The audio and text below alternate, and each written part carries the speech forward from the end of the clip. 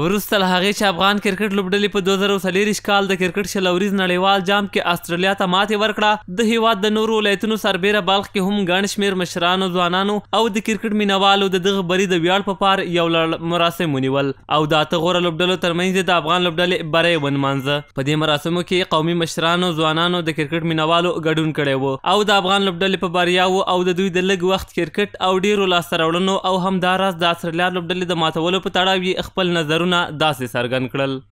دغه ضعیف، نوپایه، نوی راټوکېدلی ټیم یا بالاخره ځوانان چې له صفر نه یې شروع کړې وه، دې سرحد ته ورسېدل چې د کرکټ مؤسس انګلیس، د کرکټ بانی استرالیا، د کرکټ د آسیا غوره ټیم پاکستان او بنګلادیش او بل هغه ټیمونو ته چې د سلګونو کلونو تجربې درلودلې دوی مات کړل.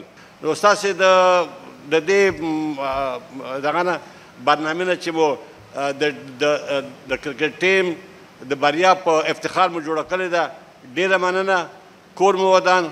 نو اوس داسې وخت را رسېدلی چې 5 بجې 4 بجې ورته له خوبه راپاڅېږو او ورته ګورو، ځکه دا زمونږ شوق دی. نو همدا رقم په ټیم باندې ویاړو، موږ ته هر لوبغاړی ارزښت لري، هر یو موږ ته د مشر په وینا د یو امپراتور، د یو باچا ارزښت لري، نو موږ هم احترام کوو. ورته مهال د مزار شریف ښار ګڼ شمېر د کرکټ مینوال ځوانان د افغان لوبډلې په بریا خوښ دي او خپل د مبارکۍ پیغامونه او احساسات له ملي ټلویزیون سره داسې شریکوي. د کرکټ لوبه ګټمه، د نړۍ به کپ راوړمه، زه بچی د ابدال یم، دا یقین لرم په ځان، زه افغان یم افغان، زه افغان یم افغان. افغانستان په لومړي ځل یو ډېرې سترې قوي لوبډلې ته استرالیا ته په T20 2024 کې په کوارټر فاینل کې ماته ورکړه. دا ستره بریا دی، د افغانستان ټول ولس مبارک وي. bizlere maşallah 3-4 yerde cemleşiğimiz var. Bir 30 nefere yakın maşallah her yerde cemleşiğimiz var. Televizyonlar koyulan. Meksiyel out olanlar zaman bir hoşluk. Ondan sonra otarından sonra nebi keçalarından sonra bir hoşluk. Maşallah çok esasatımızı bilirken kontrol edilmedik maşallah şu gün. همه مبارکباد ایتون. برای تمام ملت افغانستان تبریک میگویم. بازی که افغانستان به مقابل استرالیا انجام داد و پیروز شد.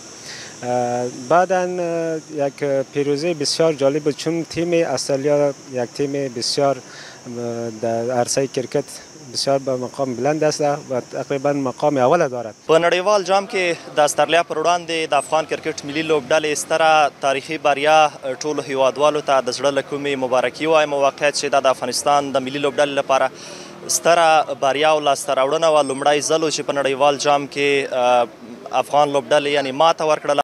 د بلخ کرکټ مسؤلین د افغان لوبډلې له بري وروسته په جوړ شوو مراسمو کې وویل ملي لوبډله ډېرې هڅونې ته اړتیا لري او باید ډېر څه ورته وشي. بلخوا بیا دولتي مسؤلین کرکټ د مینې او ورورولۍ لوبه یادوي. دوی په دولتونو غږ وکړ چې لوبې دې د سیاست کار نه ګرځوي.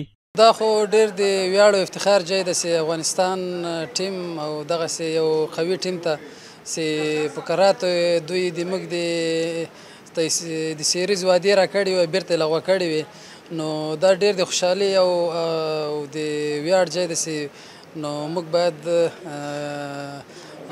ښې غټ پروګرام جوړ کړی وای، یو جشن هم جوړ کړی وای، خو دغه داسې یو دم برابر کړو. یو دغه بلخ کرکټرانو هغه بعضې مخور سپین ږیري او مسؤلین هم راغوښتل او داسې یو پروګرام برابر کړو د استرالیا د ټیم د ماتېدو په ویاړ باندې.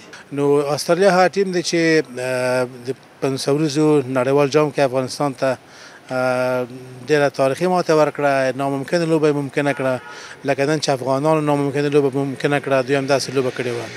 او استرالیا مخکې د افغانستان څخه سیریزونه لغوه کړي وو موږ بیا هم دا وایو چې لوبې یا کرکټ د ولسونو لوبې دي، دا د ملت د خوشحالۍ یو لامل یا سبب ګرځي. دا به د سیاسي اغراضو د سیاسي یا د حکومتونو د برنامو سبب ونه ګرځي یا حکومتونه به دې کې باید دخیل نه وي. دا ولسي لوبې دي، باید خپل ټیم پرېښی وای چې په خپل اختیار باندې. د استرالیا پر وړاندې لوبه کې افغان لوبډلې لومړی توپوهنه وکړه او په ټاکلو شلو اورونو کې د ابراهیم زدران او رحمان الله ګربز د نیمه سلیزو پر مټ 109 منډې هدف وټاکه.